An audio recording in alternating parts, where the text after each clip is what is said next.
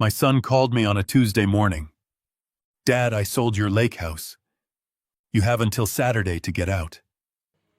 I held the phone looking out over the quiet water and simply replied, "You forgot one thing."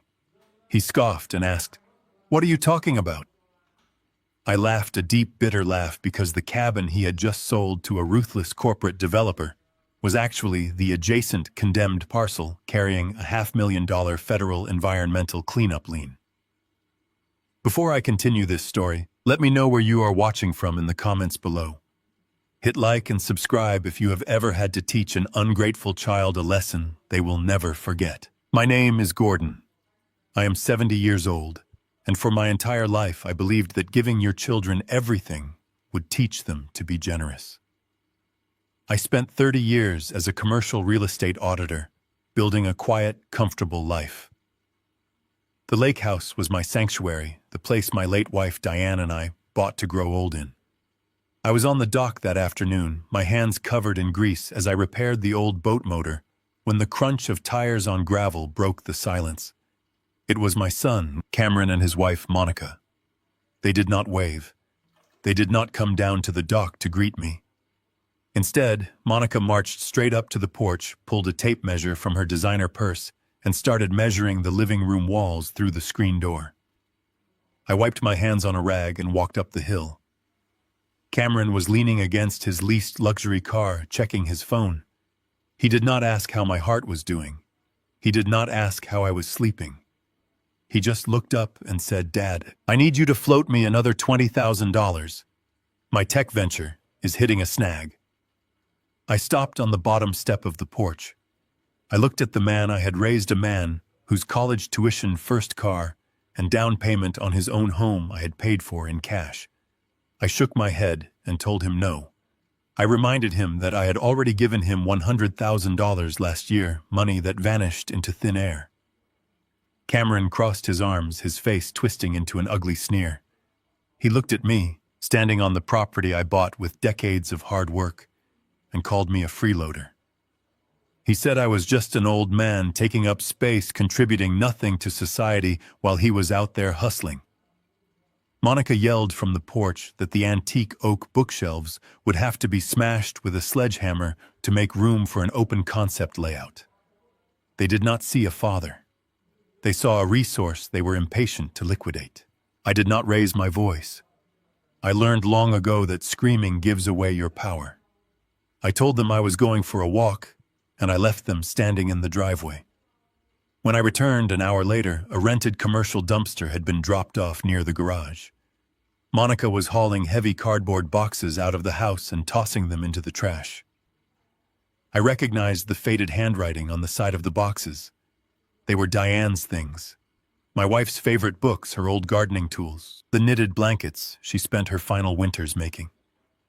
I walked over and quietly began pulling the boxes out of the trash. I brushed the dirt off a photo album and held it to my chest. Monica rolled her eyes so hard I thought she might lose her balance. She turned to Cameron and groaned, "He is losing his grip on reality, Cameron. Keeping this garbage is a sign of severe cognitive decline. We need to step in before he hurts himself." They drove away shortly after, leaving me alone in the dust of their departure. That night, sitting in the silent living room, I realized they were building a narrative. They were painting me as a senile old man who could not manage his own affairs. I needed to know exactly what they were planning. I took a small voice-activated audio recorder I used to use for dictating audit reports, and I slipped it behind the heavy oak bookshelves Monica was so eager to destroy. The next time they came over to measure the house, I made sure I was out fishing. Late that night, I sat at my kitchen table, the only light coming from the moon reflecting off the lake. I pressed play on the recorder. At first it was just the sound of Monica's heels clicking on the hardwood floor. Then Cameron's voice echoed from the small speaker. He sounded desperate, panicked. He told Monica that the private lenders were going to break his legs if he did not come up with $300,000 by the end of the month. He had borrowed money from very dangerous people to fund his fake lifestyle. Monica did not panic. Her voice was cold and calculating. She reminded Cameron about the medical power of attorney I had signed 2 years ago. I had suffered a mild stroke back then, just a scare really, but enough to make me think about the future. I had given Cameron the legal authority to make medical decisions if I ever ended up in a hospital bed. On the recording, Monica laid out the plan. She told him they could easily forge a modification to that document, altering it into a general financial power of attorney. She had already contacted a ruthless corporate developer called Apex Developments. Apex was notorious for buying prime lakefront property in cash, demolishing the homes, and building high-rise condos. They were offering $800,000 for the estate. Cameron sounded hesitant for a fraction of a second, asking what would happen to me. Monica laughed. She said they would throw me in a state-run nursing home and use the leftover $500,000 to finally live the life they deserved. My own flesh and blood was planning to sell the roof over my head and lock me away to pay off his hidden debts. I did not sleep that night. I did not shed a single tear. The boy I raised had died, replaced by a parasite willing to destroy me to save himself. The next morning, I drove into town. I did not go to the police. I went to the office of Stephen Reed, my attorney and oldest friend. I sat in his leather chair and played the recording. Stephen's face turned pale. He typed furiously on his computer, accessing the county clerk's database. He looked up at me with grim eyes and confirmed that Cameron had already filed the fraudulent financial power of attorney. The deed transfer to Apex Developments was pending. Stephen grabbed his phone and told me he could file an emergency injunction to freeze the sale immediately and have Cameron arrested for forgery. I reached across the desk and gently pushed his hand down. I told him no. I told Stephen I wanted Cameron to execute the sale. Stephen looked at me like I was the one losing my mind. But then I reminded him of a quiet transaction we had handled 15 years ago. I had purchased the abandoned mill parcel adjacent to my estate for practically nothing, simply to prevent a chemical company from expanding near my home. That mill parcel was legally condemned. The soil was toxic, and it carried a federal Environmental Protection Agency cleanup mandate of $500,000. That federal lien was attached strictly to whoever held the title. I leaned forward and told Stephen my plan. We were going to perform a quiet, aggressive legal maneuver. We were going to plat the land registries. We would adjust the property boundaries attached to the title Cameron was using for the sale. I was going to let my son sell the land, but the deed he was handing over to Apex Developments would explicitly outline the coordinates of the toxic condemned swamp, not my pristine estate. We spent the rest of the day drafting the trap. I was about to give my son exactly what he wanted. 3 days passed in absolute silence. I spent my mornings on the porch watching the mist roll off the lake. I was drinking my coffee on a Thursday afternoon when a heavy black vehicle tore down my gravel driveway. It did not slow down for the curves. It kicked up dirt and stopped inches from my flower beds. A man in a tight gray suit stepped out. He carried a thick leather clipboard and wore the kind of arrogant smile that belonged to someone who thought he owned the world. He did not knock on my door. He pounded on the glass screen. I set my coffee cup down and opened the door. The man did not introduce himself. He looked at his watch, sighed loudly, and pushed past me into my own house. He said his name was Vance. He was an independent appraiser. He looked around my living room with utter disgust, making notes on his clipboard. He told me he was sent by the new owners to evaluate the property before demolition. He did not look me in the eye. He spoke to me slowly and loudly, as if I were a deaf child. He asked me if the movers had given me a schedule yet. He told me I needed to have my bags packed by the weekend because the bulldozers were already booked. My son had sent a stranger into my home to treat me like a squatter who had overstayed his welcome. I felt a familiar cold anger rising in my chest, but I pushed it down. I remembered the golden rule of auditing. Never alert the target until the trap is completely locked. I let my shoulders slump. I made my hands tremble just a little. I looked at the floor and shuffled my feet, playing the part of the broken and confused old man they all expected me to be.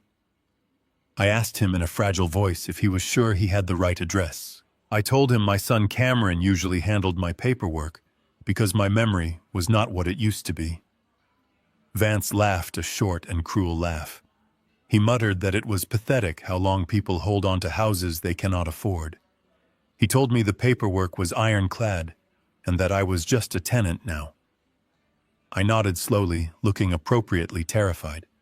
I asked him if he would like a glass of iced tea while he worked.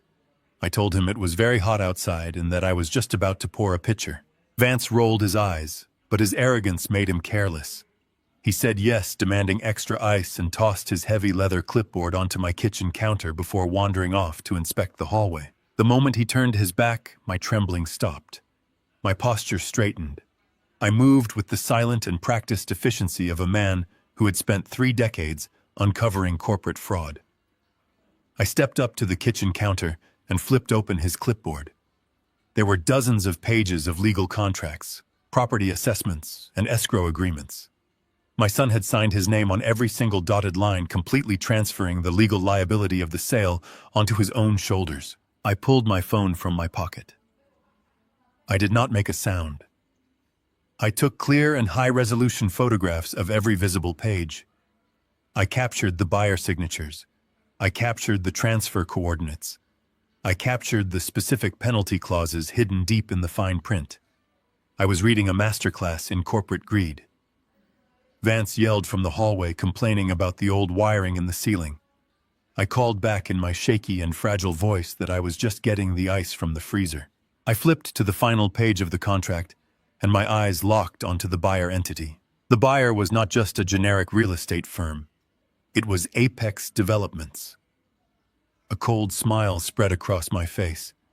I knew Apex Developments very well from my years as a commercial auditor. They were notorious predators in the real estate market. They did not just buy land. They actively sought out vulnerable sellers, locked them into airtight contracts, and then sued them into total bankruptcy over the slightest discrepancies.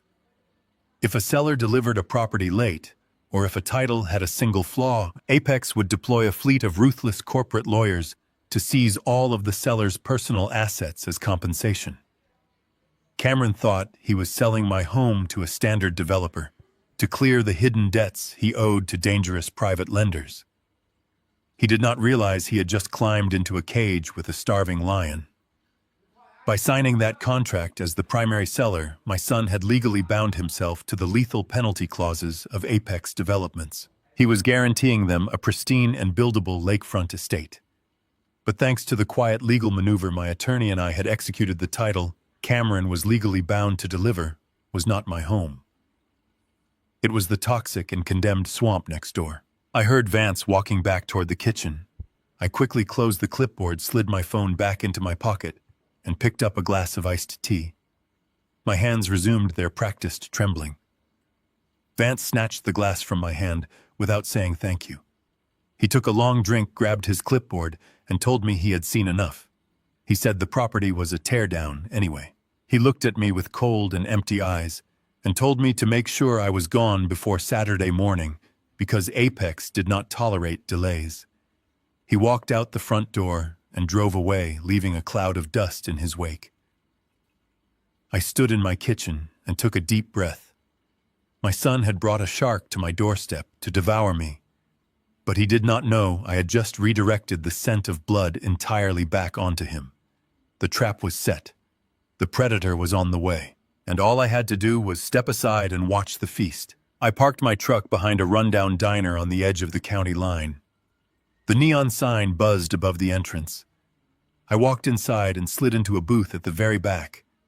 A man named Reynolds was already waiting for me. Reynolds was a private investigator I had used many times during my working years. He did not smile when I sat down. He just pushed a thick manila folder across the sticky table. He told me he had dug through everything I asked for, and a whole lot more. He looked down at his coffee and told me he had seen decades of corporate theft, but this file was the ugliest thing he had ever put together. I thanked him and pulled the folder toward me. My son always thought of me as a simple man. Cameron saw me sanding wood on the porch and fixing boat engines. He convinced himself I was just an old carpenter passing the time until I faded away. He completely forgot what paid for the lake house in the first place. He forgot that for 30 years I was a senior commercial real estate auditor. I did not just read contracts. I dismantled them. I spent my entire career hunting down corporate embezzlers, tracking hidden offshore accounts, and unraveling complex property fraud. I knew county zoning laws, escrow loopholes, and title chain regulations better than the corporate lawyers who drafted them. I made a very lucrative living destroying arrogant men in expensive suits who thought they could outsmart the system. My son thought he could play a shell game with my property. He did not realize he was trying to run a scam on the man who wrote the rulebook. I opened the heavy folder. The first few pages were exactly what Stephen and I had anticipated. Reynolds had obtained the certified copies of the fraudulent power of attorney. Cameron had perfectly forged my signature. He had hired a corrupt notary to stamp the document, granting himself total control over my physical assets. I turned the page and saw the pending sale agreement with Apex Developments. It was all there in black and white. But as I flipped deeper into the dossier, the nature of the paperwork changed. These were not property records. They were bank statements. They were credit reports. They were pages and pages of high-interest financial accounts that I had never seen before. I stared at a platinum credit card statement. The balance was maxed out at $35,000. The billing address was listed as my son's luxury apartment in the city, but the name on the account was mine. I turned to the next page. It was a second credit card maxed out at $20,000. Then a third card. Then a personal line of unsecured credit. My eyes scanned the application documents Reynolds had managed to pull. Cameron had not just forged my signature to sell the lake house.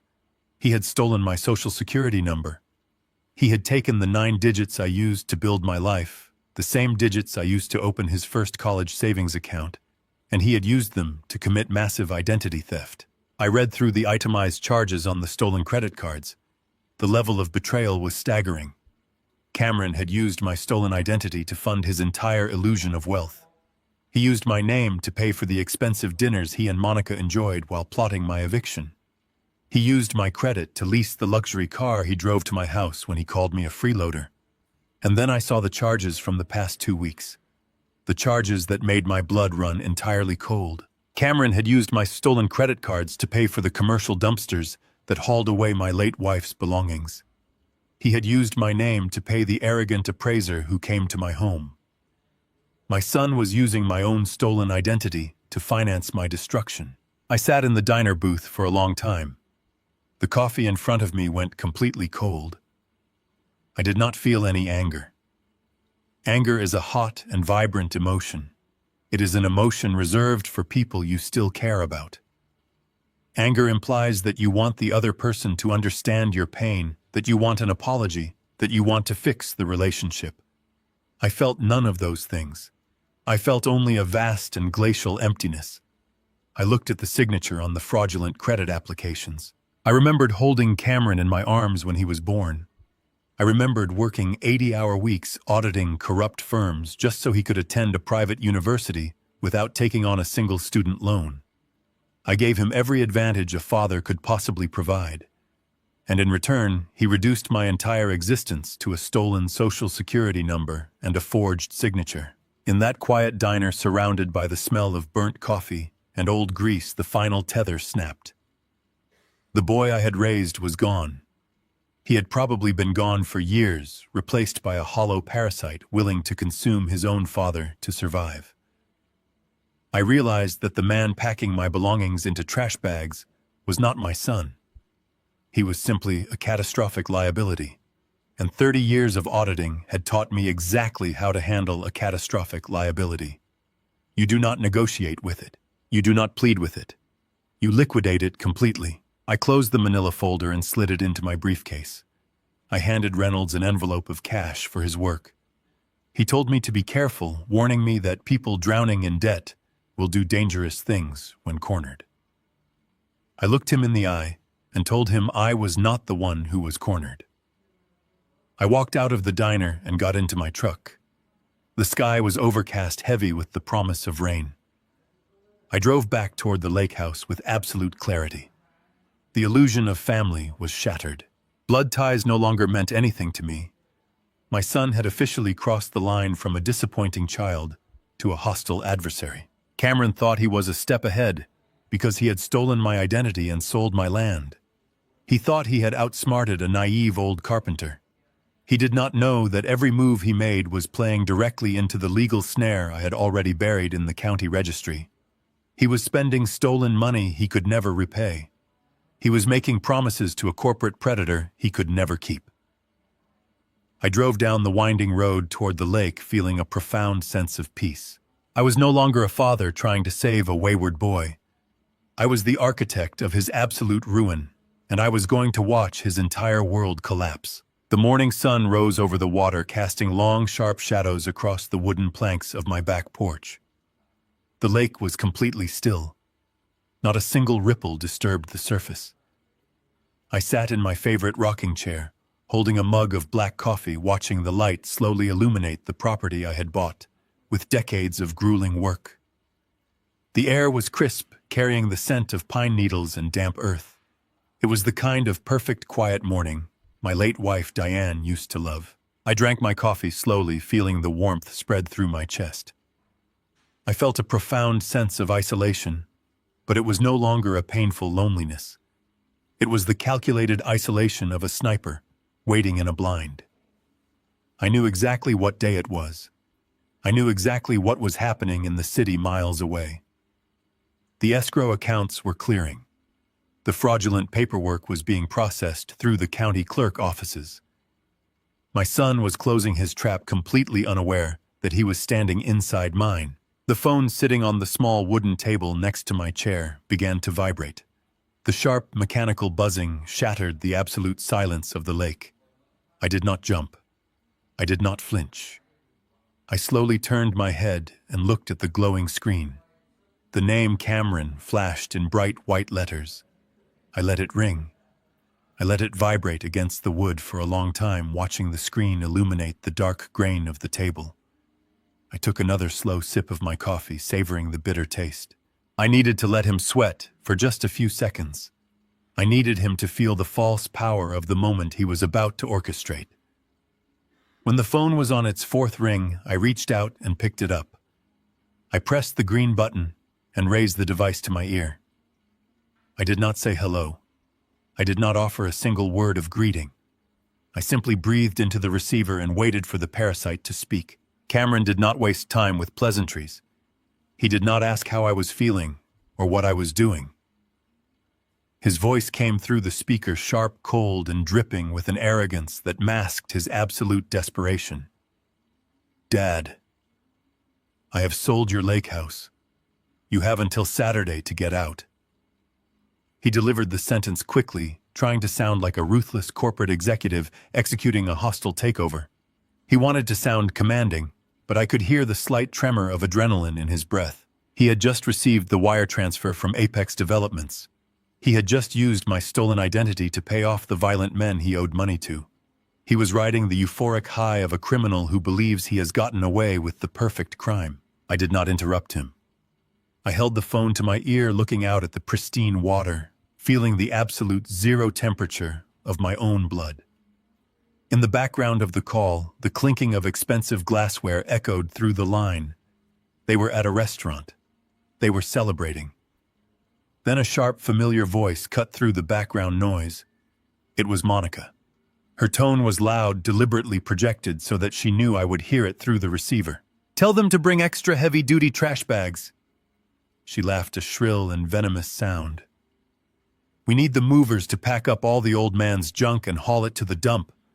I do not want any of his garbage stinking up the place before the demolition crew arrives." Cameron cleared his throat, trying to regain control of the conversation. "Did you hear me, Dad? The deal is closed. The paperwork is finalized. I have arranged for a state facility to take you in on Monday morning. They specialize in memory care. It is for your own good. You are clearly losing your mind, and Monica and I simply cannot be burdened with managing your decline. You need to have your bags packed and be off the property by Saturday morning. The buyers are ruthless, and they want the land cleared immediately. I listened to the lies spilling from my son's mouth. I listened to him justify his theft, his fraud, and his ultimate betrayal by trying to convince me that my mind was broken. He was trying to gaslight me into accepting my own destruction. He truly believed I was a senile, helpless old carpenter. He had completely forgotten the man who had spent 30 years dismantling corporate empires.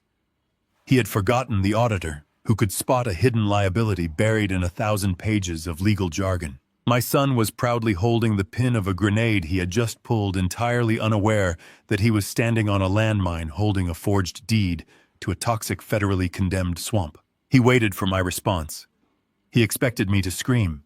He expected me to cry, to beg, to ask him why he was doing this to his own father. He wanted the emotional reaction to validate his power over me. He wanted to hear the devastation in my voice so he could hang up the phone and laugh with his wife about how easily they had conquered the old man. I denied him that satisfaction. I denied him the closure of my grief. I took one final look at the beautiful, sturdy house I had built with my own hands. I looked at the dock, the boat, the ancient oak trees shading the porch. I spoke into the receiver. My voice was completely flat, devoid of any anger, sorrow, or fear. I delivered a single, absolute sentence. I will be gone. Before Cameron could say another word, before he could revel in his false victory, I pulled the phone away from my face and ended the call. I placed the device face down on the wooden table. The silence rushed back in, filling the porch, filling the yard, filling the entire world. The conversation was over. The relationship was over. The blood tie was permanently severed. I had just officially handed my son the rope he would use to hang himself. I stood up from the rocking chair. I did not rush. I walked through the screen door and stepped into the living room. The house felt different now. It was no longer a home. It was a perfectly baited trap. I walked past the antique oak bookshelves Monica wanted to smash with a sledgehammer. I walked past the stone fireplace Diane and I had designed together. I walked into the master bedroom and opened my closet. I did not pull out moving boxes. I did not grab heavy suitcases. I pulled down a single worn leather duffel bag. I packed 3 changes of clothes. I packed my shaving kit. I opened the small safe bolted to the floor of the closet and extracted my true passport, my actual financial ledgers, and the certified county plat maps Stephen Reed and I had quietly registered. I placed them carefully at the bottom of the bag. From the nightstand, I picked up a small velvet box containing Diane's wedding ring. I slipped it into my breast pocket. That was it. I did not take the television. I did not take the expensive tools from my workshop. I did not take the antique furniture. I left the house looking exactly as it always had. I left it looking like the comfortable, valuable estate Apex Developments believed they had just purchased. I zipped the leather duffel bag closed. The sound was loud in the empty room. I slung the strap over my shoulder and walked back down the hallway. I paused in the kitchen. I washed my coffee mug, dried it with a towel, and placed it neatly in the cupboard. I wiped down the counter. I wanted the space to be pristine for the storm that was about to hit. I walked to the front door, stepped out onto the porch, and pulled the heavy oak door shut behind me. The lock clicked into place with a heavy, metallic thud. I walked down the gravel driveway toward my truck. I did not look back at the house. I did not feel a shred of nostalgia or regret. My son thought he had evicted a helpless victim. He thought he had cleared the board and won the game. He did not realize that by ordering me off the property, he had just removed the only person who could have possibly warned him about the catastrophic federal lien he had just legally assumed. I tossed the duffel bag onto the passenger seat of my truck. I climbed behind the wheel, turned the key, and listened to the engine roar to life. Cameron and Monica had until Saturday to revel in their stolen wealth. They had 3 days to drink expensive champagne, drive their leased luxury cars, and laugh about the old man they had thrown to the wolves. Let them celebrate. Let them spend the money. Let them believe they were untouchable. I shifted the truck into gear. and drove slowly up the winding dirt road toward the highway. I was leaving the battlefield, retreating to the high ground, to watch the devastation unfold. I was no longer a father. I was an auditor, and the final accounting was about to begin. The drive into town was a quiet transition from the sanctuary of the lake to the sterile and precise environment of the legal world. I pulled my truck into the shaded parking lot of Stephen Reed's law firm. Stephen and I had known each other for decades. We were cut from the same cloth, men who understood that true power did not reside in loud voices or flashy cars. True power lived in the fine print. It lived in the silent and unyielding architecture of contracts, deeds, and federal regulations. I walked through the glass doors of his office and bypassed the receptionist with a familiar nod. Stephen was already waiting for me in his private conference room. The heavy mahogany door clicked shut behind me, sealing us in a vault of absolute confidentiality. The room smelled of old paper and leather. It was a space designed for calculated decisions. Stephen was sitting at the head of a long table, a single manila folder resting perfectly in the center. He did not ask me how I was doing. He did not offer empty sympathies about my son. He simply looked at me, his face a mask of professional gravity, and nodded. He knew the phone call had happened. He knew the fraudulent wire transfer had cleared. He pushed the folder across the polished mahogany surface. I sat down opposite him and rested my hands on the cool wood. I did not open the folder immediately. I did not need to. I knew exactly what was inside. It was the culmination of a ghost trap we had built a month ago, a snare designed specifically for a predator who was too arrogant to look down before taking a step. To understand the sheer magnitude of the trap Cameron had just walked into, you have to understand the history of the land surrounding my home. 15 years ago, long before Cameron was drowning in debt, and long before my late wife Diane passed away, our quiet life on the lake was threatened by a corporate nightmare. A mid-sized chemical manufacturing company had attempted to purchase a massive and abandoned tract of land directly adjacent to my pristine estate. The locals called it the Old Mill Parcel. For decades, it had been a dumping ground for an old industrial operation, a dead zone of poisoned soil and stagnant chemical runoff. The manufacturing company wanted to buy it, pave it over, and build a distribution hub right on the edge of the water. Diane was heartbroken at the thought of industrial trucks destroying the peace of our sanctuary. I did not waste time protesting at city council meetings or holding up picket signs. I used my expertise as a commercial real estate auditor.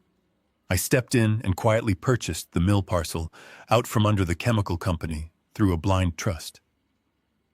I bought it for pennies on the dollar because the land was completely worthless to anyone who actually wanted to use it. It was legally condemned. The soil was so deeply saturated with industrial toxins that nothing could grow there. But buying it allowed me to freeze the chemical company out forever. I protected our home. I protected Diane's peace. However, owning the mill parcel came with a monumental and hidden liability. The Federal Environmental Protection Agency had surveyed that land. They had officially designated it as a toxic hazard. Along with that designation came a mandatory and non-negotiable federal cleanup mandate. The EPA had attached a $500,000 environmental lien to the property. It was not a suggestion. It was a strict legal obligation. And the most beautiful and terrifying aspect of federal environmental law is how it assigns liability. The EPA does not care who poisoned the dirt. They do not care who originally owned the mill. The $500,000 cleanup mandate is attached strictly and permanently to the current title holder of the parcel.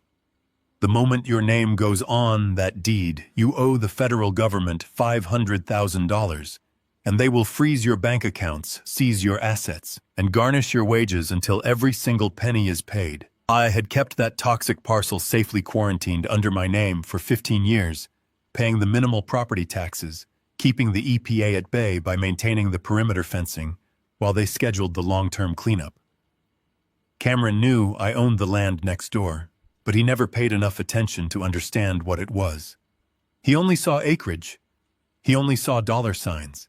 He never bothered to read the environmental surveys. He never bothered to look at the liability disclosures. He just assumed it was a useless extension of my valuable lakefront estate. A month ago, when my hidden audio recorder captured Cameron and Monica plotting to forge my signature and sell my home to Apex Developments, I did not confront them. Confrontation gives the enemy a chance to adapt. Instead, I came to Stephen Reed's office. I sat in this exact same mahogany conference room, and we executed a brilliant and invisible restructuring of my assets. Using my 30 years of commercial auditing experience, we quietly replatted the land registries with the county clerk. We legally redefined the boundaries and the parcel identification numbers. We shifted the primary address association. We created a labyrinth of paperwork that perfectly swapped the legal identities of the two properties.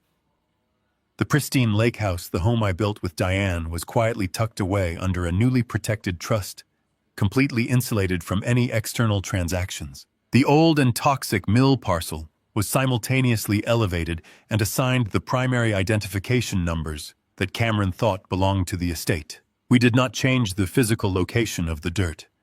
We changed the mathematical coordinates that defined the dirt on paper. In the world of commercial real estate, the physical house does not matter until the ink dries. The only thing that matters are the longitude and latitude coordinates, the parcel IDs, and the legal descriptions written into the deed. When Cameron sneaked into my home office and stole my property records to stage his fraudulent sale, he did not take the time to audit the documents. He did not hire an independent surveyor. He was a desperate man running from violent private lenders. He just grabbed the top file, copied the parcel identification numbers, and forged my signature onto a transfer of deed. He handed that forged deed to Apex Developments. Apex, blinded by their own greed and their rush to acquire prime lakefront property at a discount, rushed the escrow process. They bypassed standard environmental due diligence to lock in the deal quickly, intending to bully the seller later if anything went wrong. They relied entirely on the fraudulent paperwork Cameron eagerly provided. I finally opened the manila folder sitting on Stephen's table. I looked at the certified copies of the closing documents. I read the final transfer of deed. I traced my finger over the forged signature my son had meticulously practiced. Then I moved my finger up to the property description. There it was. The exact GPS coordinates and the specific parcel identification number of the mill parcel. Cameron had not sold my beautiful lake house. He had legally and bindingly sold a federally condemned and highly toxic swamp to a multi-million-dollar corporate predator. But the absolute masterpiece of this entire operation was the liability clause. Because Cameron had forged my signature, because he had acted as the unauthorized agent of the sale, and because he had officially named himself the primary beneficiary and guarantor of the transaction, to secure the wire transfer, he had legally assumed total responsibility for the title.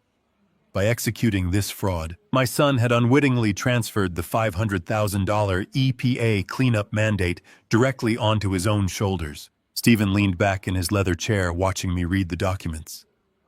He let out a slow and heavy breath. He told me that Apex Developments had already wired the $800,000 to the account Cameron opened, using my stolen identity.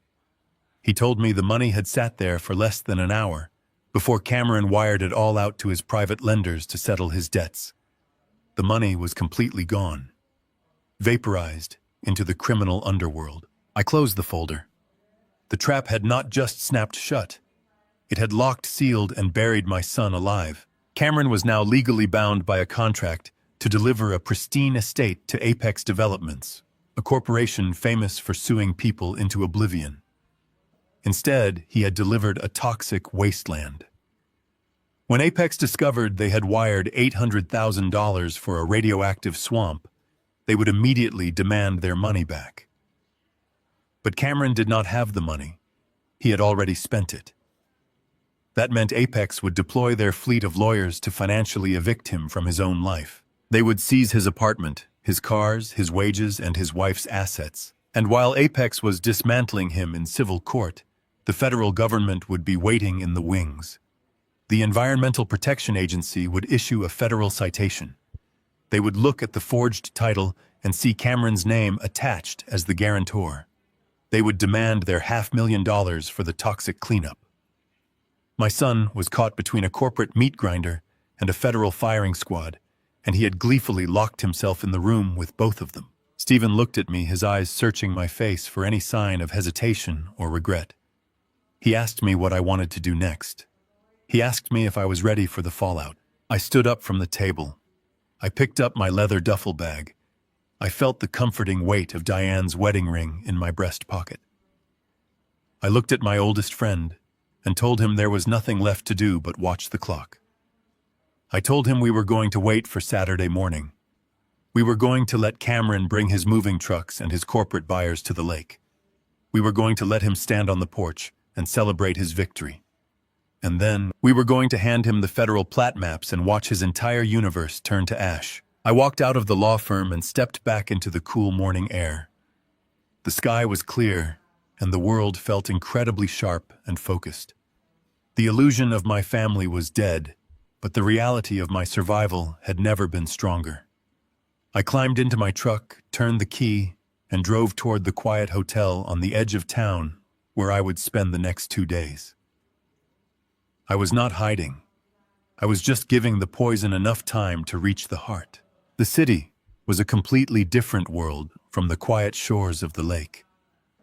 I drove my truck through the dense evening traffic, watching the sky bruise into a deep and stormy purple. The rain had started to fall just as I crossed the city limits. It was a cold and steady drizzle that slicked the asphalt and made the streetlights bleed into long, blurry streaks of red and gold. I navigated through the labyrinth of one-way streets and towering glass buildings until I reached the financial district. I pulled my truck into a shadowed parking space directly across the street from a restaurant called the Sterling Room. It was the kind of establishment that did not bother putting its name on a large sign. It had velvet ropes at the entrance, a line of luxury vehicles waiting for the valet, and floor-to-ceiling windows that showcased the wealthy and the desperate, pretending to be wealthy. I turned off my engine. I sat in the dark and quiet cab of my truck, listening to the rhythmic drumming of the rain against the roof. I did not have to look hard to find them. They were sitting at a prime table right in the center of the main dining room, perfectly framed by the large glass window. Cameron and Monica were bathed in the warm and golden light of an expensive chandelier. My son was wearing a sharp, tailored suit. Monica was wearing a shimmering silk dress that I knew she had purchased using my stolen credit card. A waiter in a crisp white jacket was standing beside their table, pouring champagne into tall crystal flutes as from a bottle wrapped in a white cloth. I watched through the rain-slicked windshield as Cameron picked up his glass. He leaned forward across the white tablecloth. He was smiling. It was not the nervous, frantic smile of a man drowning in hidden debt. It was a wide, relaxed, and triumphant grin. The heavy and suffocating panic that had been crushing his chest for months was completely gone. He tapped his crystal flute against Monica's glass. She threw her head back and laughed, a bright and arrogant display of absolute victory. I sat in the shadows and watched my own flesh and blood celebrate my execution. They were toasting to their brilliance. They were raising their glasses to the fact that they had just rendered a 70-year-old man homeless. In their minds, they had executed the perfect scam. They had forged my signature, sold my sanctuary to a corporate giant, and ordered me to pack my bags like a discarded piece of trash. They thought I was currently sitting in the dark at the lake house, weeping over my packed boxes, terrified of the state-run nursing home they had threatened to throw me into. They were celebrating their total lack of empathy. They were drinking expensive champagne paid for by the destruction of the man who had given them everything. 30 years as a commercial real estate auditor had taught me a great deal about human nature. I had sat across the table from embezzlers, con artists, and corrupt executives. There is a very specific psychology to criminals when they believe they have successfully pulled off a massive fraud. They experience a euphoric high. Their brains flood with adrenaline and dopamine. They feel completely invincible. They convince themselves that they are smarter than the system, smarter than the law, and infinitely smarter than their victims. I watched Cameron cut into a thick steak, gesturing animatedly with his hands.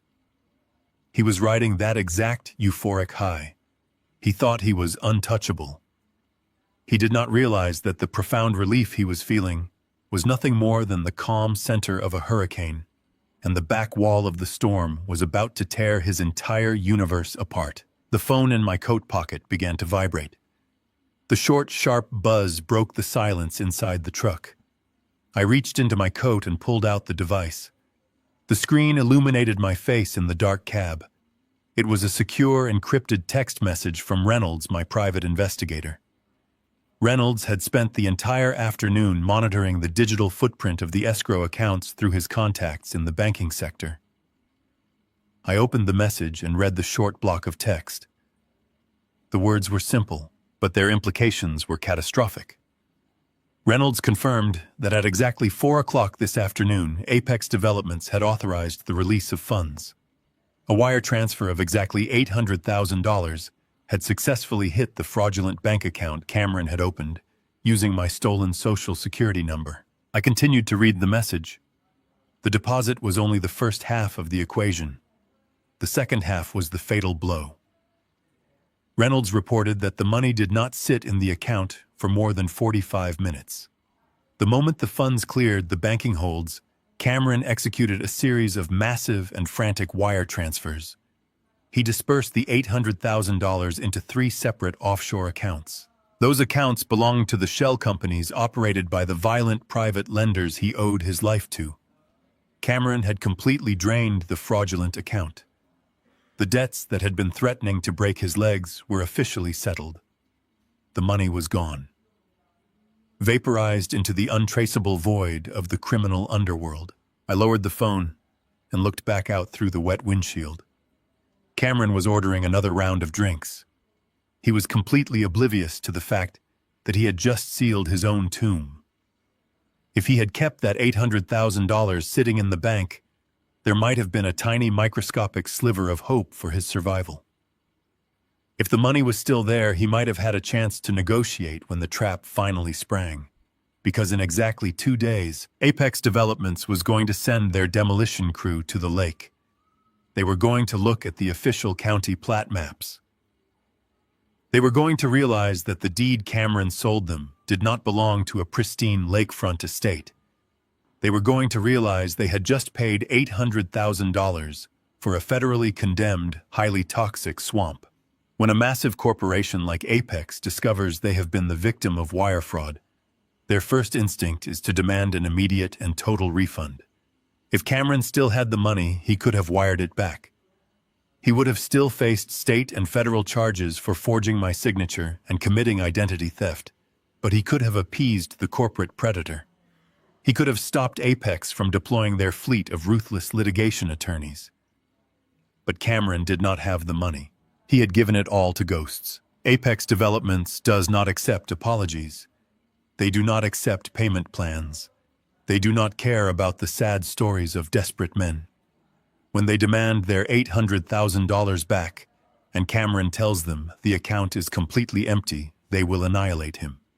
They will file an emergency civil suit for breach of contract and malicious fraud. They will financially evict him from his own life. They will seize his luxury apartment. They will repossess the cars. They will freeze every legitimate bank account he and Monica share. They will strip him down to his very bones to recover their lost capital. And that was only the civil penalty. The true nightmare waiting for my son was the federal government. By executing those frantic wire transfers, Cameron had cemented his position as the primary guarantor of the sale. He had legally bound himself to the title of the toxic mill parcel. He had legally assumed the $500,000 environmental cleanup lien mandated by the Environmental Protection Agency. He had paid off the private lenders who were threatening to break his legs, but he had replaced them with the federal government and a ruthless corporate giant, both of whom were about to descend on him simultaneously. I watched the waiter bring a small chocolate cake to their table. There was a single candle burning brightly on top. Monica clapped her hands together in delight. Cameron leaned over and blew out the flame. They were celebrating a total illusion. The heavy iron door of the trap had swung shut the exact second those wire transfers cleared. The locking mechanism had engaged. The vault was sealed and the oxygen was already running out. They just did not realize they were suffocating yet. I felt a strange and profound emptiness watching them smile. There was no joy in this victory. There was only the cold and mechanical satisfaction of a ledger being perfectly balanced. A debt had been incurred against me, and the payment had been extracted. The boy I had taught to ride a bicycle, the boy I had carried on my shoulders, was gone forever. The man sitting in that restaurant was a parasite who had tried to consume me. I had simply stepped out of the way and allowed him to consume himself. I did not feel the need to roll down my window. I did not feel the need to walk into the restaurant and confront them. I had no desire to look them in the eye and tell them they had failed. A confrontation would only give them a chance to prepare. It would give them a target for their anger. I preferred the silence. I preferred the absolute and devastating shock they were going to experience on Saturday morning. I placed my phone back into my coat pocket. I reached down and turned the key in the ignition. The engine of my truck roared to life, a low and steady rumble that vibrated through the floorboards. I shifted the truck into gear and pulled away from the curb. I merged back into the wet and crowded city streets, leaving the Sterling room behind me. I drove away from the neon lights and the towering glass buildings, heading back toward the quiet isolation of the hotel. Cameron and Monica were toasting to their future. I was going to let them enjoy the last peaceful night they would ever know. The sun rose slowly over the dark water of the lake. I sat on the wooden steps of my back porch for what I knew would be the last time. A thick blanket of gray morning fog rolled across the surface of the water, clinging to the reeds and the old wooden dock. The air was heavy and cold. It smelled of damp earth, crushed pine needles, and the deep, rich scent of the forest waking up. I held a ceramic mug in my hands, letting the heat of the black coffee warm my stiff fingers. I watched a solitary heron glide silently over the shallows, searching for a morning meal. It was a perfect, peaceful morning. It was exactly the kind of morning my late wife Diane used to love more than anything else in the world. I remembered building this porch with my own hands 30 years ago.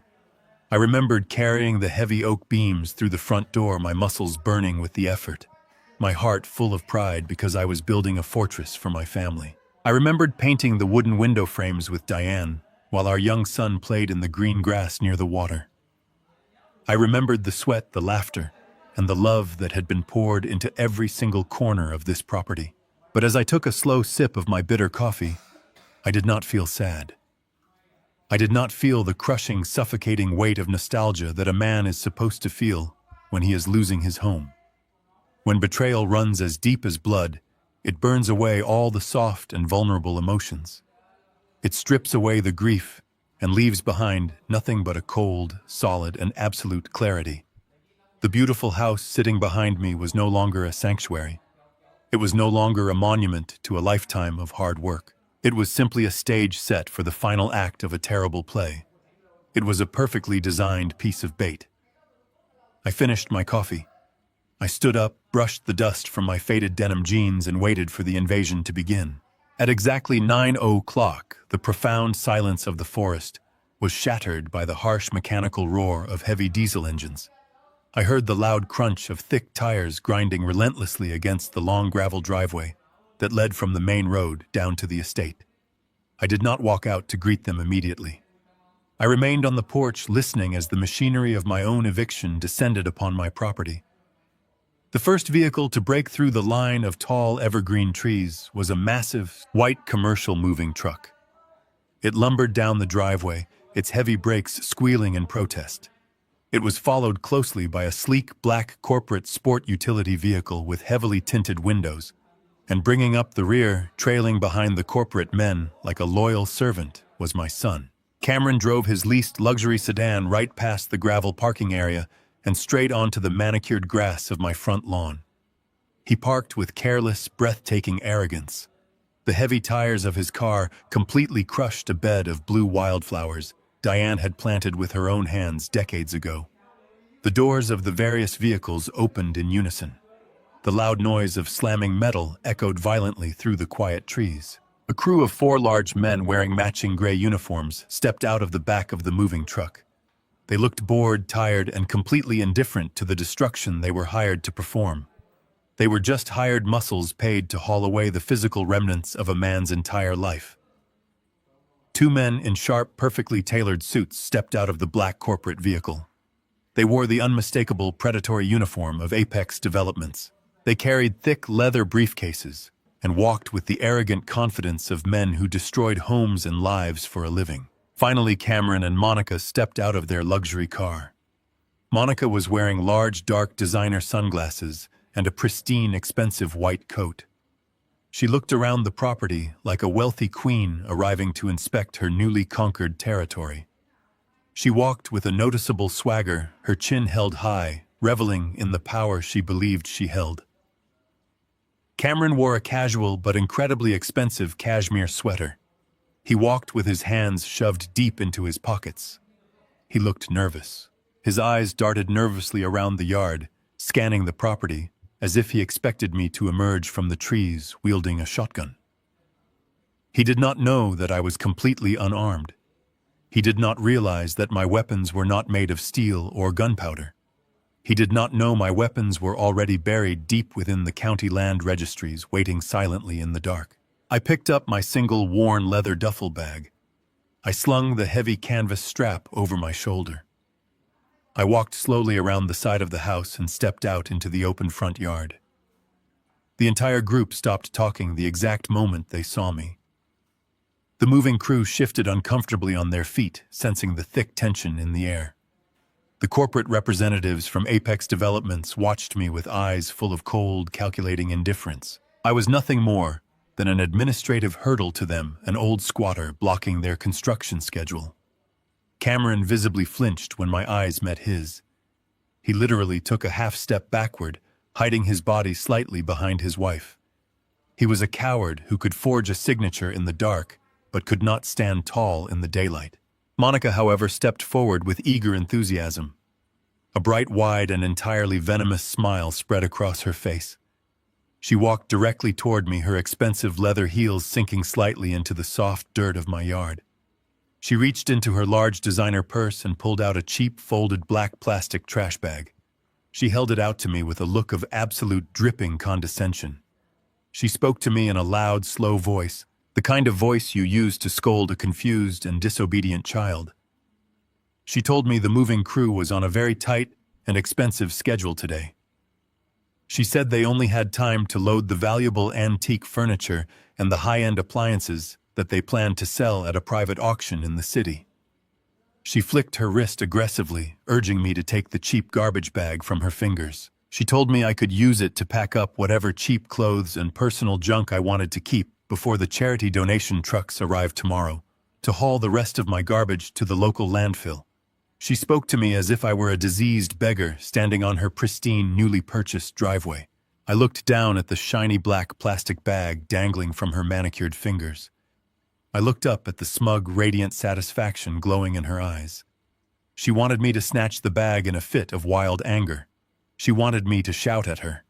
She desperately wanted me to curse her name, to throw a tantrum, to give her a valid reason to turn to the moving crew and declare that the crazy, senile old man was becoming hostile and dangerous. She wanted a spectacle to justify the cruelty of her actions. I did not give her a single drop of the emotional reaction she craved. I did not frown. I did not raise my voice. I reached out with a steady hand and gently took the plastic bag from her fingers. I folded it neatly into a small square and slipped it quietly into the front pocket of my jacket. I smiled at her. It was a soft, entirely empty smile. I told her thank you. I told her I appreciated her concern, but I had already packed everything of value. I watched her vicious smile falter for just a fraction of a second. The muscles in her jaw twitched.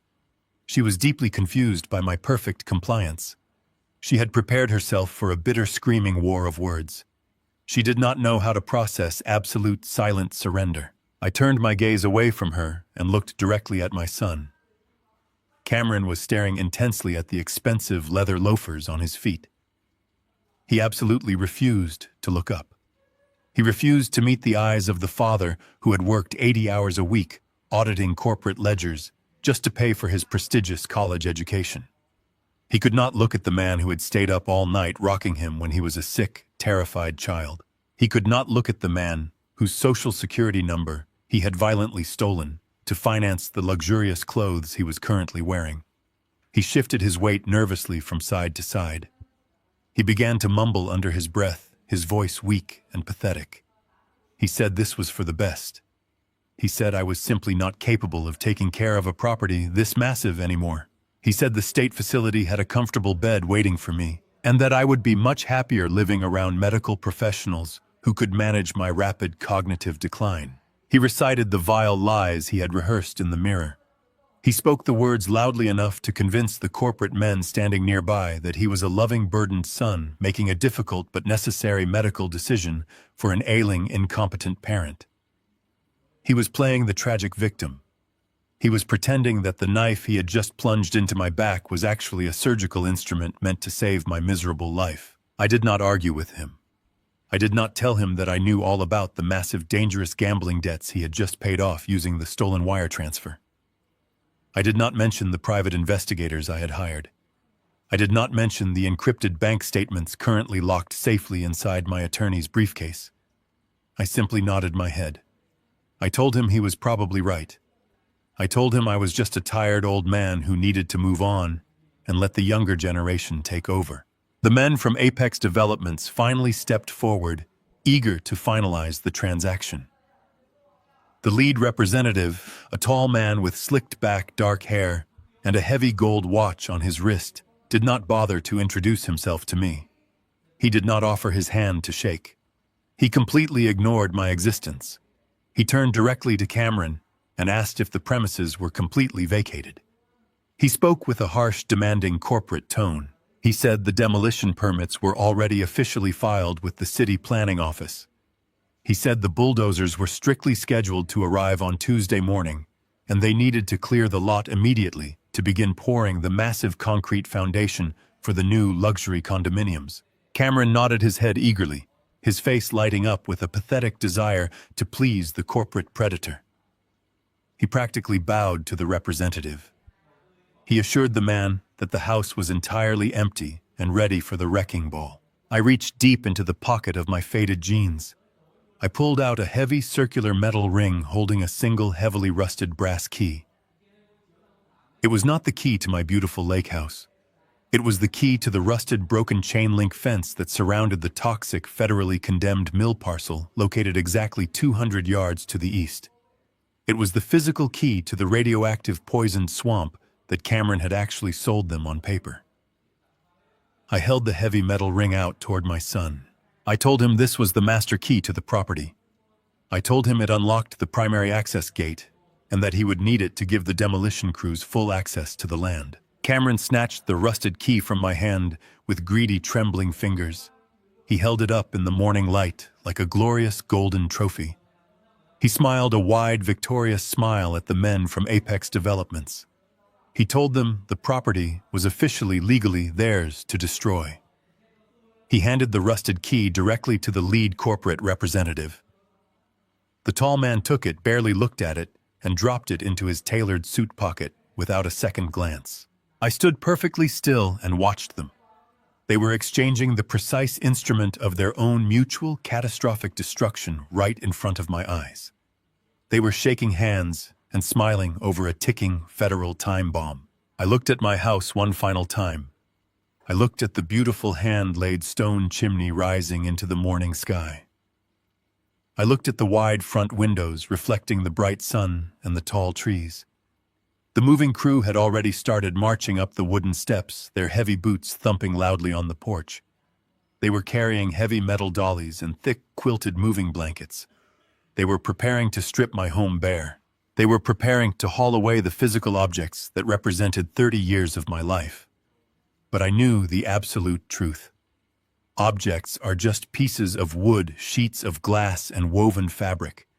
They have no real power. The true value of the estate, the pristine, unencumbered legal title to the land itself, was sitting safely inside an irrevocable trust file in Stephen Reed's downtown law office. The physical house they were invading was nothing more than a brilliant piece of bait. and the predators had just swallowed it whole. I adjusted the thick leather strap of my duffel bag on my shoulder. I turned away from the house and began to walk down the long gravel driveway toward my old truck parked near the edge of the main road. I did not look back. I heard Monica laughing loudly behind me. It was a shrill, piercing sound of total, arrogant triumph ringing through the crisp morning air. I heard Cameron giving loud, confident orders to the moving crew, his voice booming with the false authority of a man who truly believed he had just conquered the world. They were celebrating their cruelty. They were reveling in their magnificent victory. They honestly thought they had successfully discarded a useless, senile old man. They thought they had secured their financial future forever. They thought the $800,000 they had stolen was theirs to keep and spend. I reached my truck and opened the heavy metal door. I tossed my bag casually onto the worn passenger seat. I climbed up behind the steering wheel and inserted the key into the ignition. The old reliable engine roared to life with a comforting rumble. I rolled down the window and took a deep, long breath of the fresh lake air. I did not shed a single tear. I did not feel a single microscopic drop of sorrow or regret. My heart beat with a steady, rhythmic, and absolute calmness. It was the pure, profound peace of a man who knows that the mathematics of the universe are about to perfectly and violently balance themselves. My son had stolen my identity. He had forged my signature on legal documents. He had sold me out to pay off the violent, dangerous men he owed his very life to. But he had not sold my house. He had sold a nightmare. By forging his name as the primary guarantor of that deed, he had legally transferred a $500,000 federal environmental cleanup loan directly onto his own shoulders. And he had sold that catastrophic liability to a ruthless, unforgiving corporate giant that would absolutely destroy his entire existence when they realized they had been defrauded. They had 3 days. They had exactly 3 days to live in their beautiful, stolen illusion before the massive bulldozers arrived and the federal plat maps were finally revealed. They had 3 days to drink expensive wine before the Environmental Protection Agency and the apex corporate lawyers descended upon them like a pack of starving wolves. I shifted the truck into drive. I pressed my boot against the gas pedal. I drove slowly away from the lake house, leaving the arrogant parasites behind to feast happily on a poisoned carcass. I drove toward the highway, heading for a quiet diner, where I would drink hot coffee, eat a warm breakfast, and wait with a smile for the magnificent storm to finally break. 3 days had passed since I handed my son the rusted key. It was Tuesday morning and the forest was holding its breath. The sky was a pale and clear blue, the kind of sky that promises absolutely no mercy. The profound silence of the lake was suddenly and violently crushed by the roar of industrial diesel engines. Apex Developments did not waste a single second. They had mobilized a small army of destruction. Massive yellow bulldozers and heavy-tracked excavators rolled down the main access road, their metal treads chewing through the soft dirt and crushing the wild grass into thick mud. Flatbed trucks carrying massive steel dumpsters rumbled behind them, their heavy suspensions groaning under the weight. The air, usually smelling of fresh pine and cool water, was instantly choked with the thick and bitter smoke of exhaust fumes. They were not there to renovate a home. They were there to annihilate my sanctuary. I parked my truck out of sight high up on the ridge overlooking the estate, watching the scene unfold before I made my final move. Cameron and Monica had arrived early. They were treating the demolition of my home like a red carpet premiere. It was a sickening and vulgar display of unearned wealth. Cameron was wearing a crisp designer suit jacket over a dark turtleneck, standing near the edge of the driveway, with a steaming cup of artisan coffee in his hand. He was waving his arms, pointing at the property lines, acting as if he had built the entire world from scratch. Monica was a perfect parody of new money. She wore immaculate white trousers and oversized designer sunglasses completely inappropriate for an active construction site. She was holding her phone up high on a gold-plated stick, spinning in slow circles to capture videos for her social media followers. She posed in front of the massive yellow bulldozers, tossing her hair over her shoulder and smiling a bright and entirely artificial smile. She was documenting her victory, broadcasting to the entire world that she had finally secured her luxurious future. They were absolutely intoxicated by their own perceived brilliance. They thought the heavy machinery tearing up the lawn was the glorious sound of their ultimate success. They had no idea they were taking beautiful photographs of their own execution. I checked the silver watch on my wrist. It was exactly 10 in the morning. I reached down and turned the key in my ignition. I did not drive down the hill alone. I had spent the last 3 days coordinating the most devastating assembly of legal and federal authority this county had ever witnessed. As my truck slowly descended the gravel road, 3 other vehicles pulled in tight formation right behind me. Directly behind my bumper was the sleek silver sedan of my attorney, Stephen Reed. Behind him, the bright red and blue light bar of the local county sheriff flashed silently from the roof of a marked patrol cruiser. And bringing up the rear was a heavy, unmarked black sport utility vehicle with dark tinted windows and federal government license plates. We moved down the driveway like a slow and deliberate tidal wave. We were not there to negotiate terms. We were there to initiate a total legal quarantine. The foreman for Apex Developments saw the flashing lights of the sheriff cruiser first. He immediately raised his hand and blew a sharp, piercing whistle. The massive diesel engines of the bulldozers throttled down to a low and rumbling idle. The sudden silence that fell over the property was heavy and thick with thick confusion. Cameron stopped waving his arms. He turned around, his arrogant smile freezing on his face as he watched my old truck park perfectly across the entrance of the driveway, physically blocking the heavy machinery from advancing another inch. Monica lowered her phone, her brow furrowing in deep and genuine irritation. She thought I was returning to beg for a piece of antique furniture. She thought I was a pathetic old man coming to shed tears over a pile of broken wood. I stepped out of my truck. I did not look angry. I walked with the slow and measured pace of a man who held absolutely all the cards. Stephen Reed stepped out of his car holding a thick and heavy leather briefcase. The county sheriff, a man I had known for 20 years, stepped out of his cruiser and rested his hand casually near his radio. Finally, the doors of the black federal vehicle opened. 2 men in tactical windbreakers stepped onto the gravel. Emblazoned across the back of their jackets, in bright yellow letters, were the initials EPA. The Environmental Protection Agency had arrived to collect their debt. Cameron walked towards me, his face flushing with a rapid mix of embarrassment and rising anger. He looked at the sheriff and then at me, desperately trying to maintain his posture as the wealthy landowner in front of the corporate demolition crew. He demanded to know what I was doing back on his property. He spoke in a loud and commanding voice, ordering me to move my truck immediately because I was holding up a multi-million-dollar development project. He told me I was embarrassing myself and that I had no legal right to be standing on the dirt.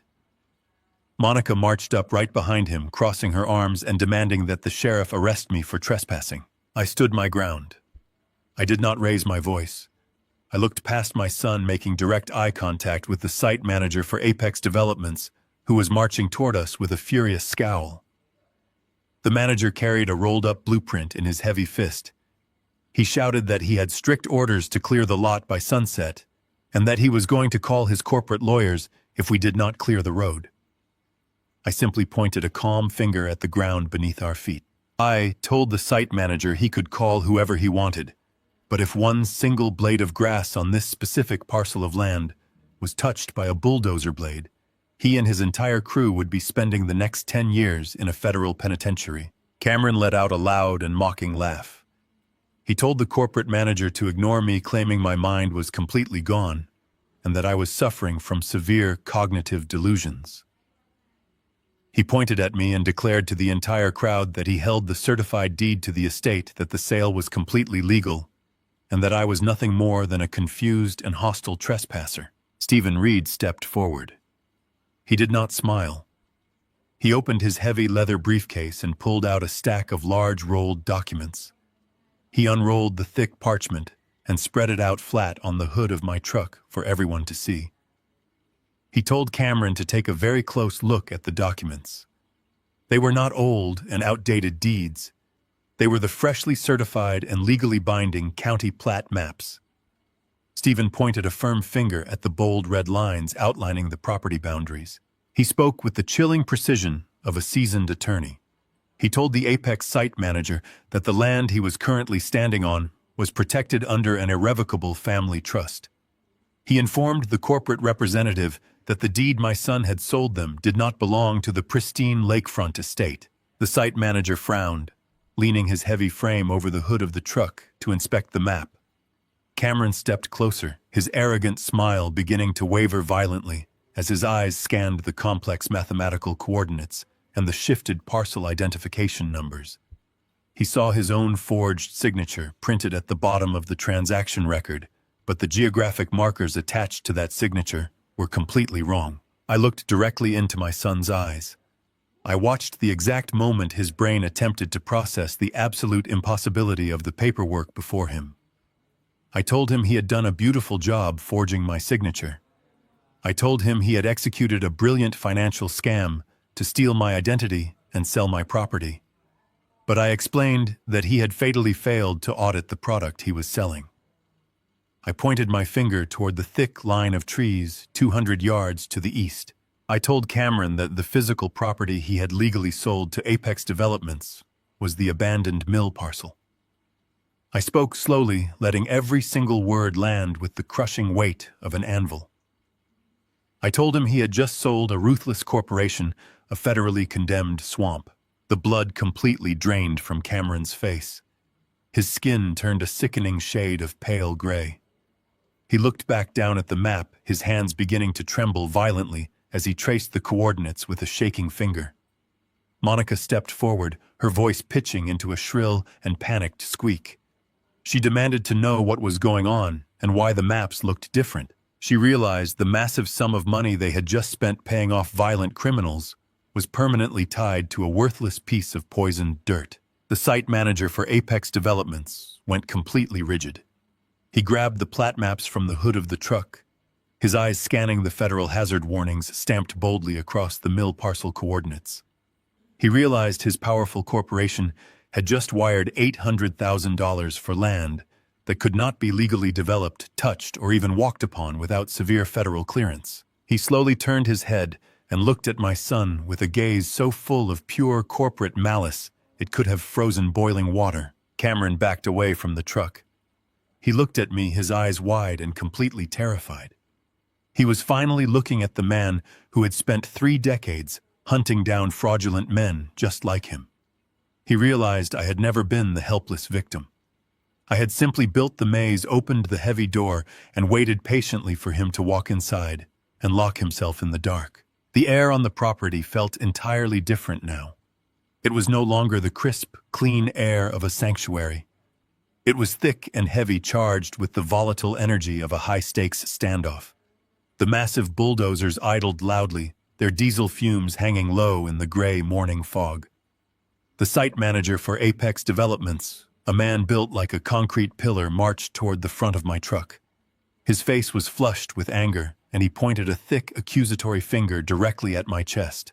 He demanded that I remove myself and my vehicle from the premises immediately. He shouted that he had a rigid demolition schedule, corporate deadlines, and a signed deed that gave him the absolute legal right to clear every single tree and stone on this land. He spoke with the blind, arrogant certainty of a man who believed paperwork was an invincible shield. He did not care about the sheriff standing a few feet away, and he certainly did not care about the quiet old man standing by the truck. He was a machine built to execute orders, and I was in his way. I did not flinch. I did not raise my voice to match his volume. I turned slowly to Stephen Reed. My attorney understood the precise timing required for this moment. Stephen opened his heavy leather briefcase and withdrew a thick, rolled cylinder of documents. He did not hand them to the site manager. Instead, he unrolled them deliberately across the hood of my truck, smoothing the edges flat with his palms. I looked the site manager directly in the eyes and told him that his bulldozers were parked on the wrong property. The site manager barked out a harsh, dismissive laugh. He looked at Cameron, who was standing nearby, pale and trembling. The manager yelled that he had the county records, the signed transfer of deed, and the GPS coordinates provided by the seller. He insisted that his legal department had cleared the transaction and that the $800,000 wire transfer proved their ownership. He slammed his heavy hand down onto the hood of my truck, demanding that we stop playing games. I gestured calmly toward the unrolled documents. I told the manager to look very closely at the official updated county plat maps. I explained that what he held in his corporate office was a forged illusion, but what was spread across the hood of my truck was the absolute certified reality of the land registries. I pointed a steady finger at the bold red lines that defined the boundaries of my estate. I showed him the specific parcel identification numbers assigned to the pristine lakefront property, and I showed him the trust that held the title, a trust completely insulated from the fraudulent power of attorney my son had manufactured. The site manager's confident sneer began to crack. He leaned over the maps, his eyes darting frantically across the complex mathematical coordinates and the shifted property boundaries. He was a builder, not an auditor, but he understood the language of land. He saw the undeniable discrepancy between the documents he had relied upon and the certified county records presented before him. He saw that the parcel identification numbers did not align.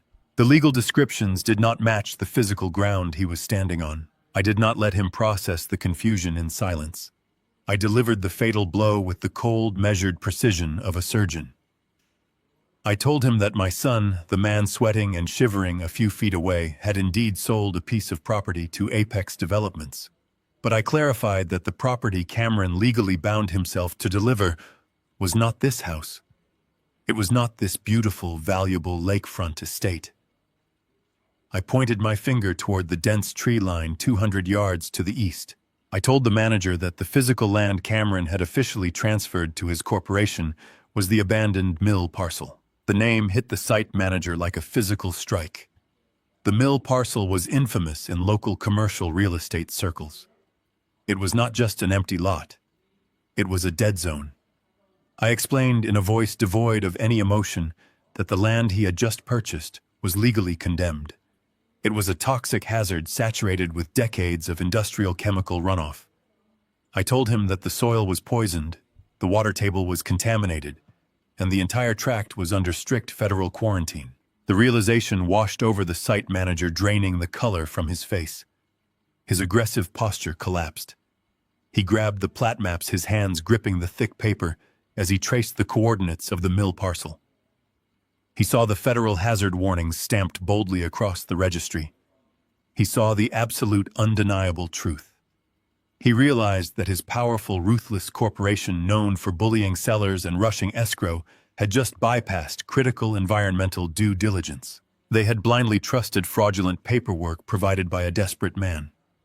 The Apex manager realized with sickening clarity that his company had just wired $800,000 for a radioactive swamp. Cameron let out a strangled, pathetic sound. He stepped toward the truck, his hands raised in a futile gesture of denial. He stammered that it was a mistake, a clerical error, a simple misunderstanding that could be fixed with a few signatures. He looked at me, his eyes wide with a terrifying desperation, begging me to intervene to stop the nightmare he had initiated. He thought I could wave my hand and undo the complex legal snare I had spent a month building. He still believed I was a simple carpenter, a naive old man who would rescue him from his own devastating choices. I looked at my son, the man who had stolen my identity, who had planned to throw me into a state-run facility to clear his gambling debts, who had laughed with his wife about packing my life into trash bags.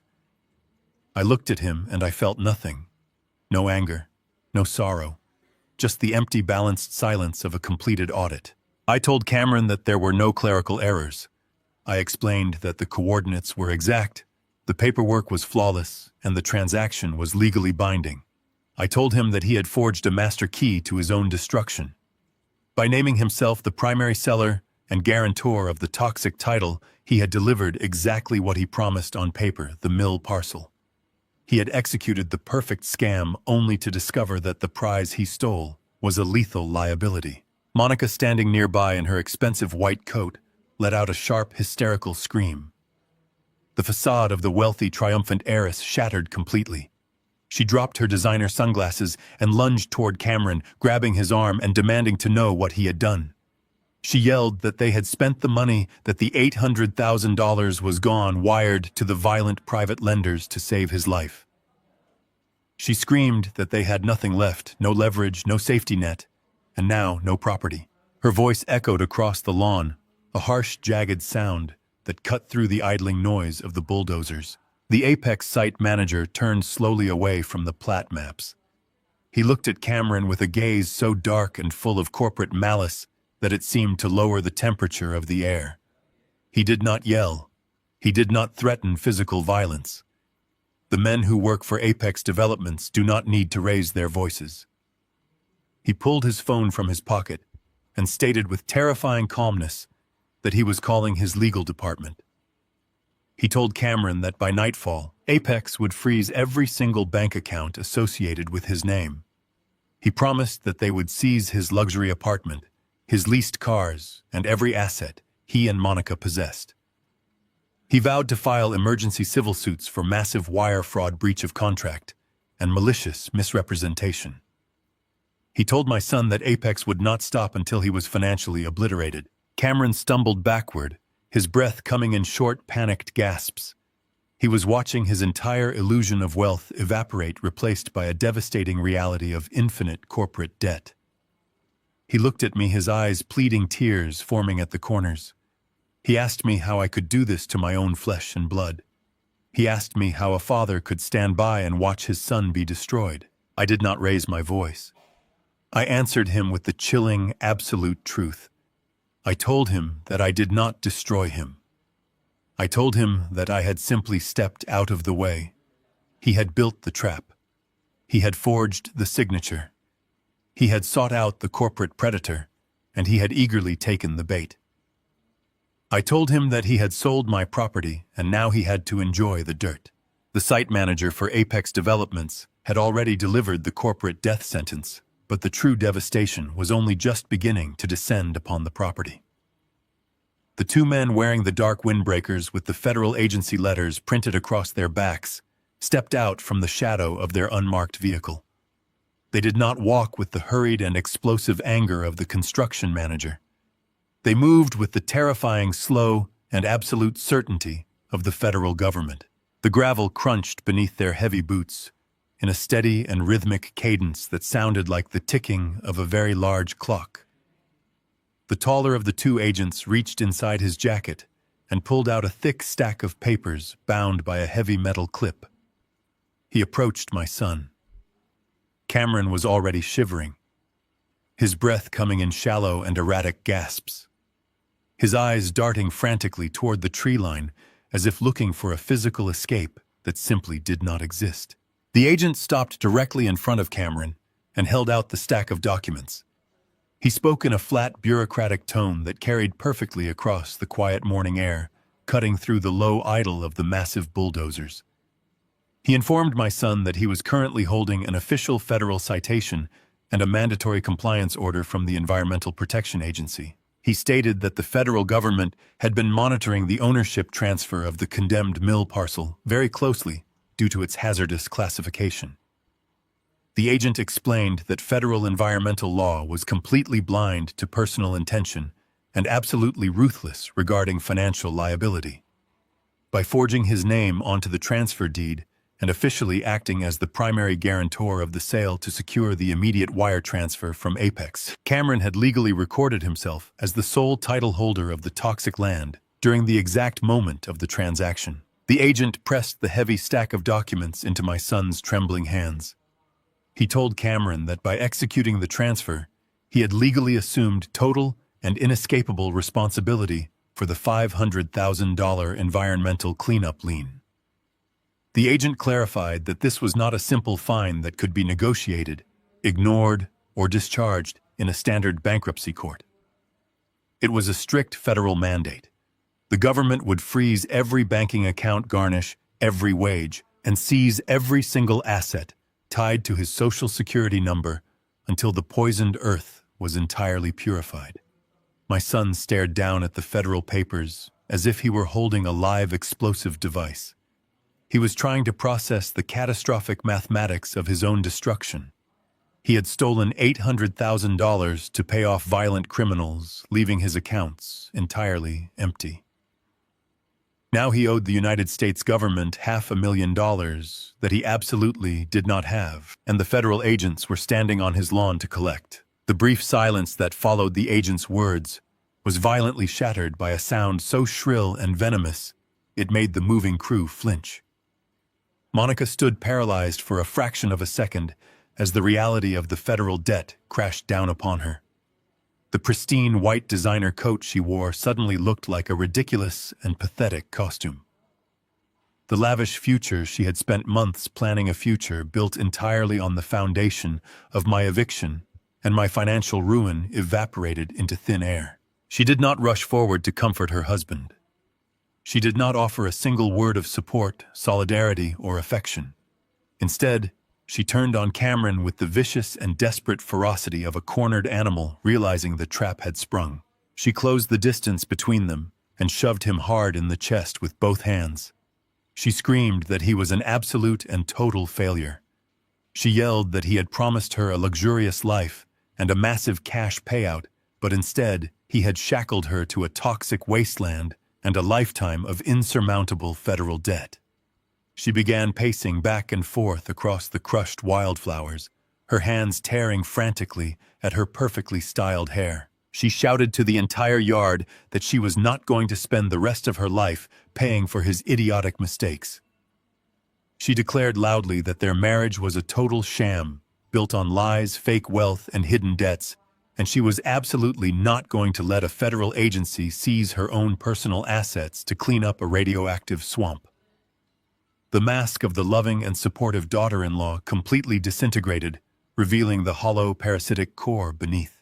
She looked at Cameron with a gaze filled with pure, unfiltered disgust, stripping him of whatever dignity he had left in front of the federal agents and the corporate executives. The site manager for Apex Developments watched Monica tear into my son, but he had absolutely no sympathy to offer a defrauded wife. He raised his phone to his ear, listening intently to the rapid instructions coming from his corporate legal department in the city. When he lowered the device, his face was a mask of cold, calculated corporate vengeance.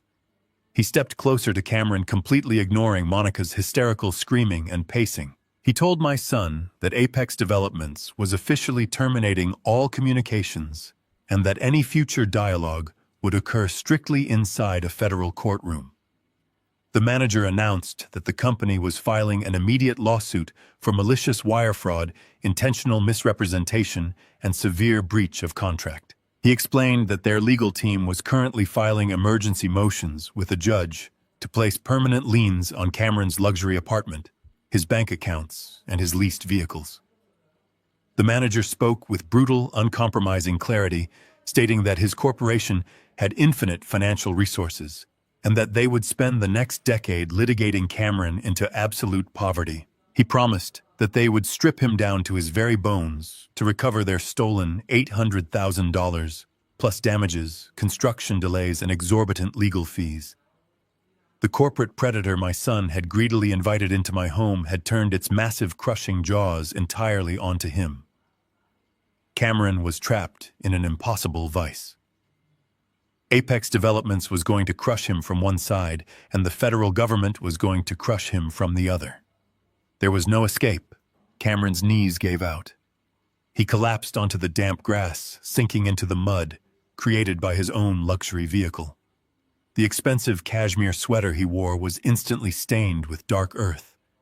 The heavy stack of federal citations slipped from his trembling fingers and scattered across the ground, the wind catching the pages and blowing them against his legs.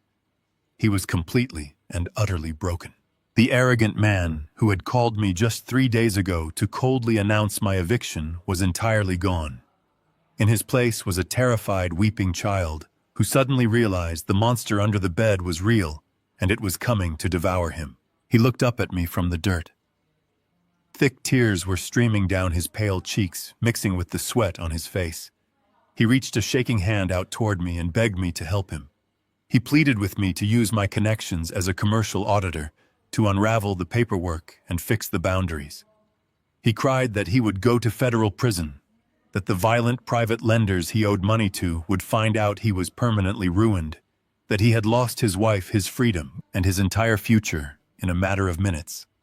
He begged me to transfer the clean title of the lake house back to him, to use my life savings to pay off the federal environmental lien, to save him just like I had always saved him when he made mistakes as a young boy. He sobbed uncontrollably, telling me he was my only son, and that a father could not simply abandon his child to the wolves when he was begging for his life. I stood perfectly still, watching him weep on the crushed wildflowers Diane had planted. I felt the comforting weight of my late wife's wedding ring resting safely in my breast pocket. I looked at the moving trucks parked in my driveway, the massive vehicles he had specifically hired to throw me out of my own home like garbage.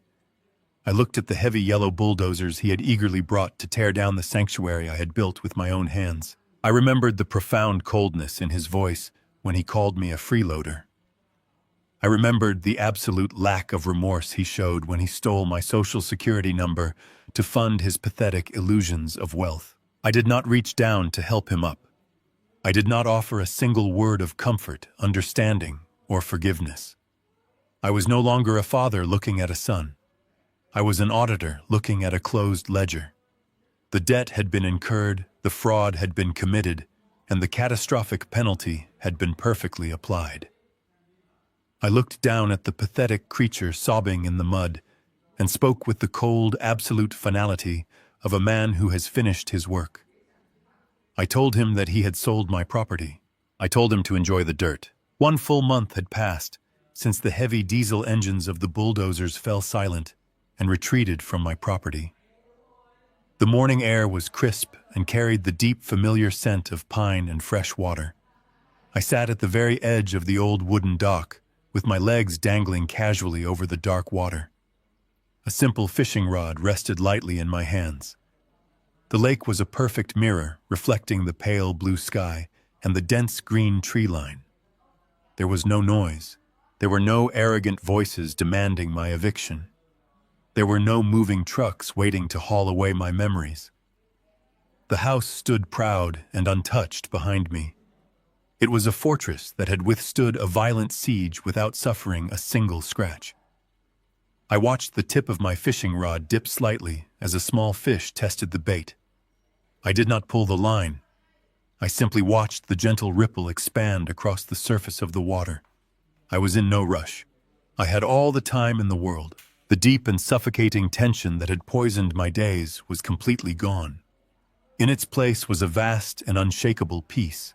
The quiet crunch of tires on the gravel driveway broke the morning silence. I did not turn my head. I knew the sound of the engine. It was the smooth and quiet hum of Stephen Reed pulling his silver sedan into the yard. A few moments later, the heavy wooden planks of the dock creaked under his steady footsteps. Stephen walked to the end of the dock and stood beside me, looking out over the vast expanse of the lake. He wore a simple gray sweater and dark trousers, having left his formal courtroom suit back in the city. He did not speak immediately. We shared a long and comfortable silence, watching the morning mist slowly burn away under the rising sun. Men who have spent their lives navigating the complex and often brutal world of corporate law understand the rare value of absolute quiet. After several minutes, Stephen reached into his coat pocket and pulled out a small folded stack of papers. He let out a long breath that turned to white vapor in the cool air. He told me that the final dominoes had officially fallen. He told me that the machinery of justice had executed its work with flawless precision. Stephen delivered the corporate update first. Apex Developments had reacted to the massive financial fraud with a level of aggression that shocked even the most seasoned legal professionals in the city. The corporate executives realized they had been publicly humiliated by a desperate amateur, and they unleashed their entire fleet of litigation attorneys to tear my son apart. Stephen explained that an emergency judge had granted Apex the immediate right to freeze every single financial asset associated with Cameron. The bank accounts he used to buy his designer clothes were completely locked. The joint savings accounts were drained by court order. The luxury apartment he leased in the city was seized overnight, and the property management company physically locked him out of the building. The expensive cars he drove were tracked down and repossessed by aggressive recovery agents. Cameron was rendered completely and utterly destitute in a matter of days. He did not have enough liquid cash to buy a cup of coffee, let alone hire a defense attorney to fight a multi-million-dollar corporation. Apex had financially flattened him completely, evaporating the illusion of wealth he had so desperately tried to maintain. But the civil lawsuits from the angry real estate developers were only a fraction of the devastating reality crashing down upon him. Stephen unfolded the papers in his hand and read the details of the federal response. The Environmental Protection Agency did not simply issue a warning. They handed the file directly to the federal prosecutors. Because Cameron had used the federal banking system to execute his fraudulent wire transfers, and because he had forged legal identification documents to cross state financial lines, he triggered massive federal jurisdiction. A federal grand jury had officially returned a multi-count indictment against him. He was facing decades in a federal penitentiary for severe wire fraud, identity theft, and criminal forgery. Stephen told me that the $500,000 environmental cleanup lien remained permanently chained to his legal name. The government would never release him from that debt. It would follow him into the federal prison system, and it would be waiting for him if he ever managed to get out. The trap he had so eagerly leaped into was now a solid concrete vault with no exit. I reeled in my fishing line, slowly checking the bait before casting it back out into the deep water. I asked Stephen about Monica. I asked about the woman who had handed me a black garbage bag and laughed at my eviction. Stephen offered a cold and bitter smile. He told me that parasites are highly predictable creatures. The moment Monica realized the money was entirely gone and that federal agents were drafting indictments, she severed all ties to her husband. She did not stay to support the man she had conspired with. She filed for emergency divorce proceedings the very next morning, hoping to legally separate herself from the catastrophic federal debt.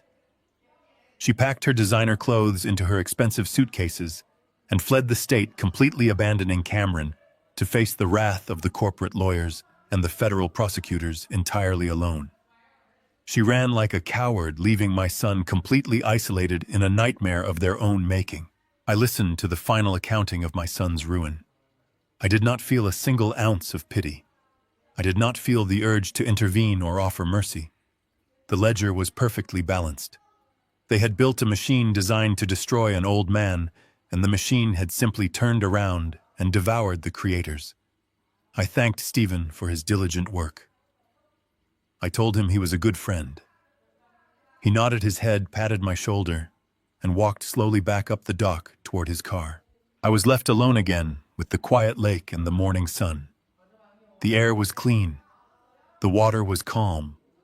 The property was finally safe.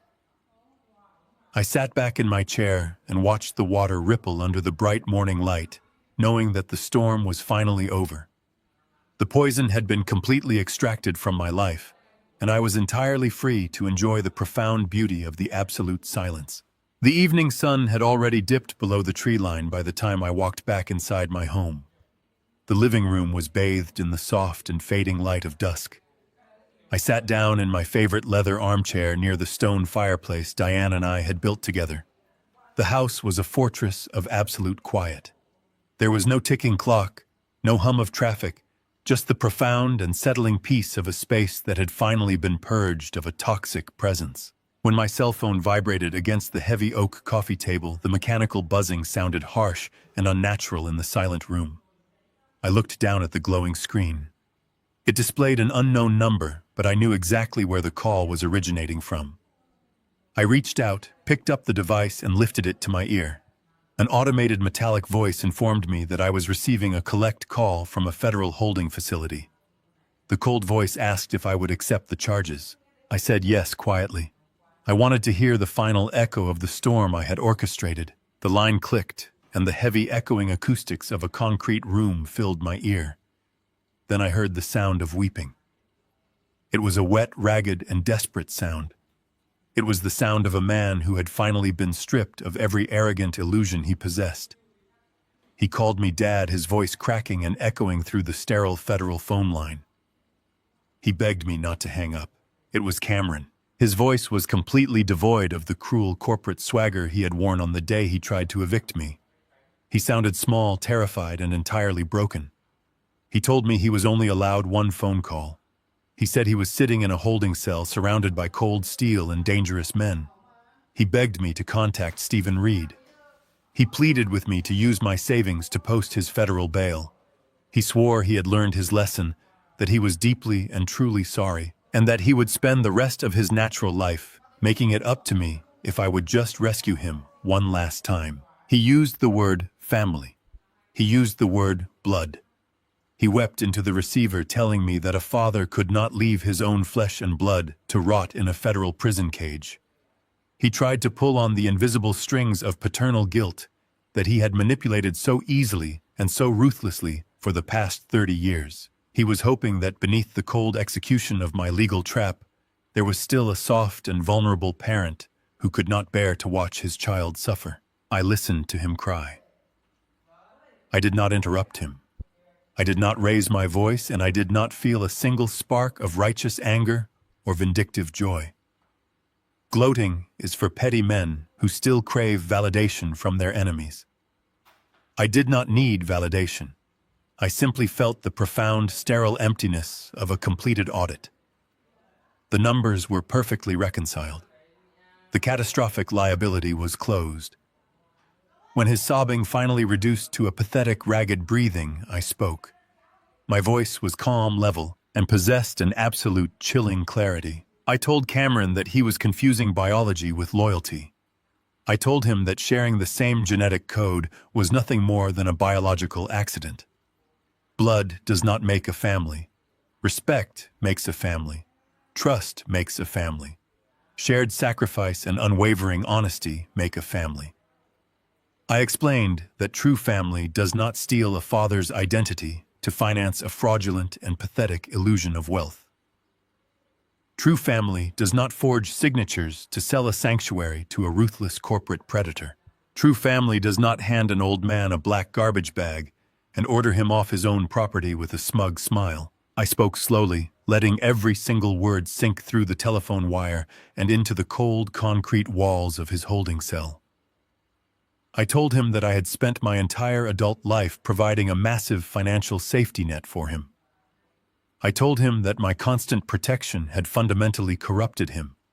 I had shielded him from the consequences of his own actions for so long that he had turned into a parasite completely incapable of surviving in the real world without consuming his host. I told him that the safety net was officially and permanently gone. He had burned it to ashes the exact moment he decided my life was nothing more than a disposable resource. Cameron gasped for air, begging me to listen, begging for one final chance to prove he could be a good son. He cried that he would have absolutely nothing when he got out of prison. He cried that he would be completely destitute, buried under federal fines and corporate lawsuits. I told him he was absolutely correct. I told him I had one final piece of administrative business to share with him before I closed our ledger forever. I wanted him to understand the total, absolute, and impenetrable finality of his choices. I explained that the pristine lake house, the valuable estate he had tried so desperately to steal, was no longer mine to give. I told him that Stephen Reed and I had spent the afternoon finalizing a brand new set of legal documents. Every single physical asset I owned, every bank account, every investment portfolio, and the deed to the lake house itself had been officially and permanently transferred into an irrevocable trust. I paused, letting the silence hang between us before delivering the final sentence. I told him the sole beneficiary of that trust was a charitable foundation dedicated to preserving natural wildlife habitats. I told him that upon my death, the estate would be converted into a public nature reserve.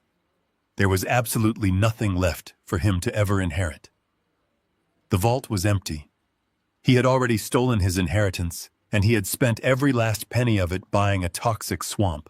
A hollow, suffocating silence radiated from the federal holding cell. Cameron did not scream. He did not cry. His mind had simply stopped functioning under the crushing monolithic weight of total and inescapable ruin. The illusion of his future was completely eradicated. There were no more moves to make. The game was entirely over. I did not say goodbye.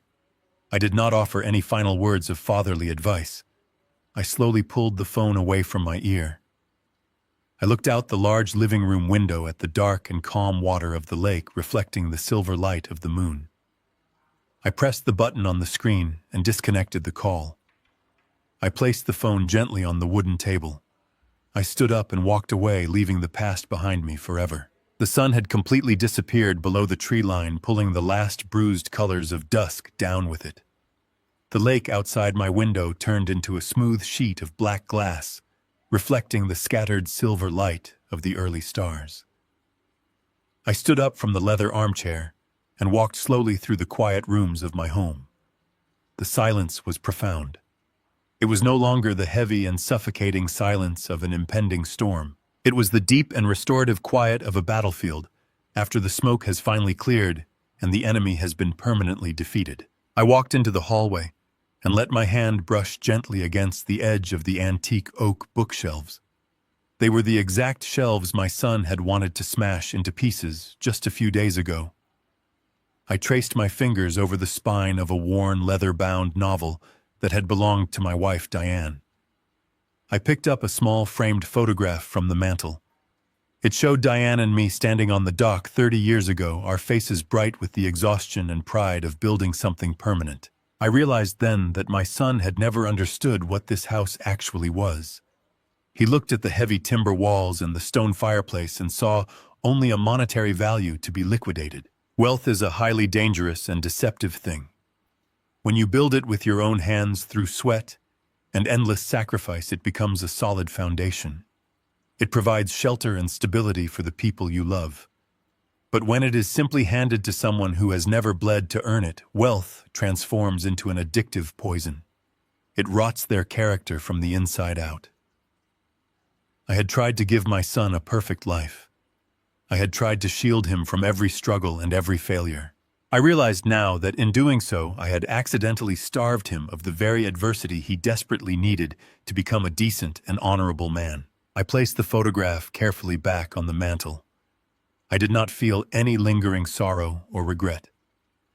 A master carpenter knows the brutal truth about building a home. When a supporting beam of wood begins to rot, you cannot simply paint over the damage and hope it holds the weight of the heavy roof. You have to take a sharp saw and cut away the decay completely. If you do not sever the rotting wood with absolute precision, the disease will rapidly spread until the entire house collapses around you and crushes you to death. I had finally taken the saw to my own family tree. I had cut away the parasitic rot to preserve the sacred foundation of my life. I walked into the kitchen and turned on the small light above the counter. I filled the carafe with fresh water and scooped the dark coffee grounds into the filter. The machine began to hum and bubble, filling the cool night air with a rich and familiar aroma. I poured the hot black coffee into my favorite ceramic mug and carried it out to the back porch. I sat down in my wooden rocking chair and looked out into the absolute dark of the forest. My home was a fortress of peace once again. The air was clean. The ledger was closed. I was entirely alone, and for the first time in 30 years, I was completely free. Looking back on the ashes of that relationship, I learned a profound lesson about the nature of unconditional love. We are often taught that family is an unbreakable bond, requiring us to endlessly sacrifice our own peace to save our children from their mistakes. But providing an eternal safety net does not teach resilience, it only breeds absolute entitlement. True wisdom is realizing that when love is weaponized into manipulation, walking away is not a failure, but an act of critical self-preservation. You cannot heal a parasite by offering it more of your blood, and sometimes the only way to restore your dignity is to step aside and let toxic people face the devastating consequences of their own greed. If my story resonated with you, please hit the like button and subscribe to the channel for more stories of justice and survival.